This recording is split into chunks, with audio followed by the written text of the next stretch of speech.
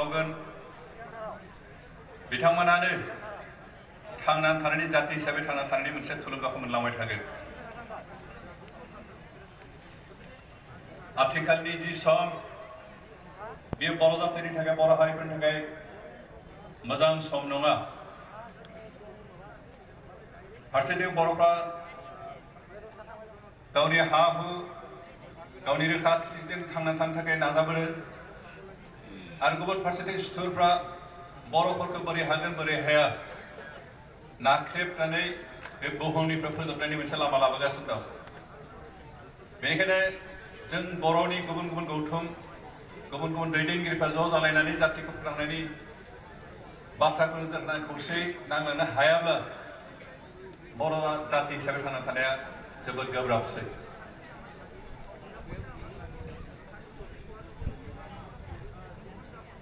जों जोंनि हायाव गावनि राव हारिमु थुनलाइखौ फोथांनानै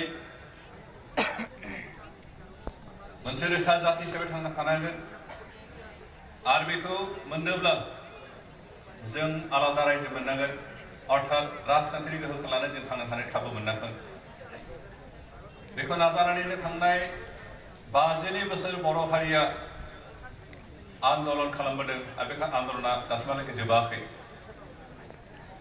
जों दिनै गोजोनदों बेखौनो जे 50 बोसोर सोमावसारनायनि उनावबो बर'फ्रा जेनाखै बर'फ्रा मेङाखै बायाखै आरो बर'नि गोसोनिफ्राय आलादा रायजोनि सिमाङा दासिमहालागै जोबलाङाखै।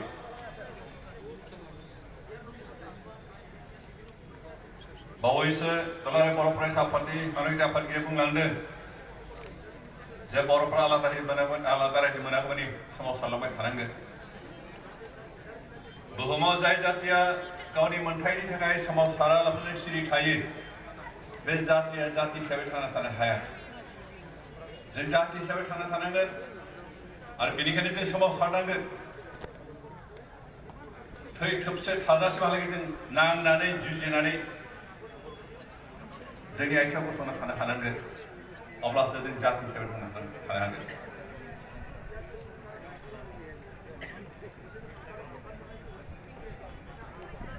दिनै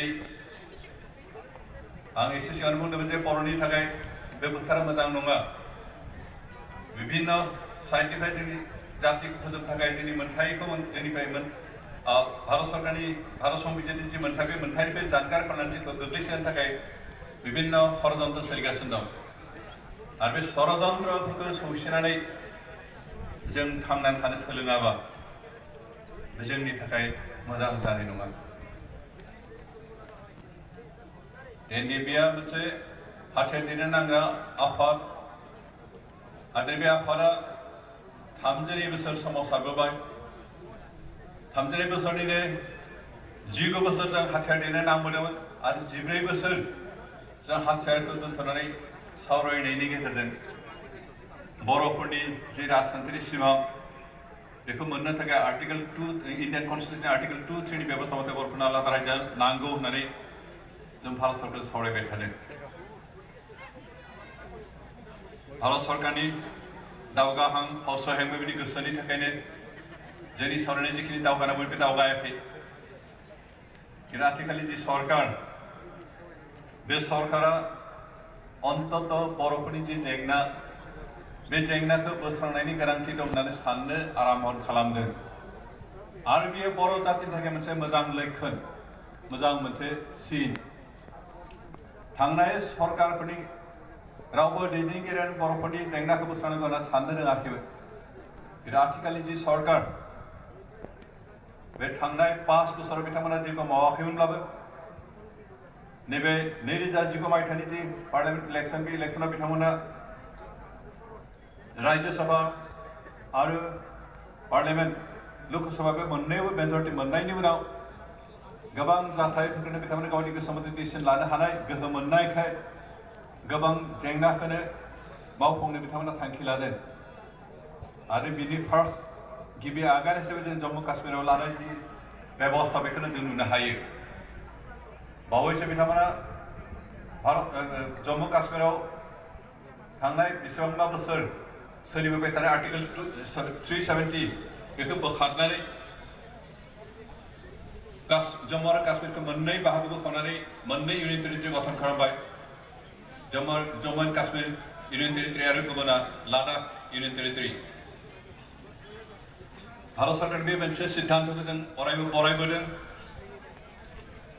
मानोना जों आसा खालामदों जम्मु काश्मीराव नङालासिनो भारतनि गुबुन गुबुन जायगाफ्राव जेरावहाय आलादा रायजो नागिरनानै आन्दलन सोलिदों, जेरै गरखालेन्डआव, विदर्भआव, दिनै कार्बि आंलंआव त्रिपुरानि थागिबिफ्रा आलादा रायजो नागिरनानै आन्दलन खालामबोदों। दिनै उत्तर प्रदेशखौ बोखावनानै मोनब्रै आलादा रायजो खालामनांगौ होननानै जि मोनसे आन्दलन सोलिदों। बे गासै आन्दलनफोरखौ भारत सरकार मोनसे नोजोरजों नायनानै जाहाथे मोनसे डिसिसन लायो, जाय डिसिसननि गेजेरजोंनो विदर्भआवबो जागोन, कार्बि आंलंआवबो जागोन, त्रिपुरायाबो जागोन, गरखालेन्डआबो जागोन आरो बर'लेण्डआबो जागोन। जों बेबायदि मोनसे डिसिसन लाजानायखौ लुबैदों। आरो बेनिखायनो भारत सरकारनि प्रति जोंनि बर'फोरनि गांनाय उखैनाय हास्थायनाय थांनाय 52 बोसोरनि जे आंखाल बेखौ नोजोराव खोख्लैनो थाखाय दिनै बे सुबुं गौमा जथुमनायखौ लादों। आरो बेनि गेजेरजों भारत सरकार बेखौनो जों खावलायदों जे काश्मीरावल' नङा, दिनै बर'लेण्डखौबो एखे बेबस्थानि गेजेरजों समाधान खालामनांगौ, दिनै गरखालेण्डखौबो एखे बेबस्थानि गेजेरजों समाधान खालामनांगौ, दिनै विदर्भ बा त्रिपुराखौबो एखे समस्या जिहेतु बेनिखायनो बिथांमोनखौबो समाधान खालामनानै बै ओनसोलफ्राव थानाय जि गोग्लैसोनाय अबस्था बेखौ जौगाखांहोनायनि बेबस्थाखौ लानांगौ। जम्मु काश्मीरखौ बोखावनाय समाव भारतनि नखर बिफाननि मन्त्रि अमित शाह बिथाङा घोषणा खालामदोंमोन जे पाकिस्ताननिफ्राय बारबोनाय जि क्रस बर्डार टेररिज्म बेखौ कन्ट्रल खालामनो थाखाय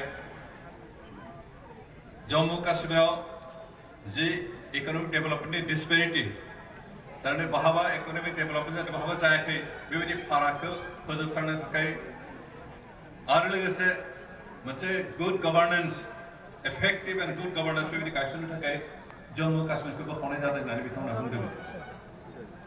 जेरै बिजेपिनि जि पार्टी पलिसि,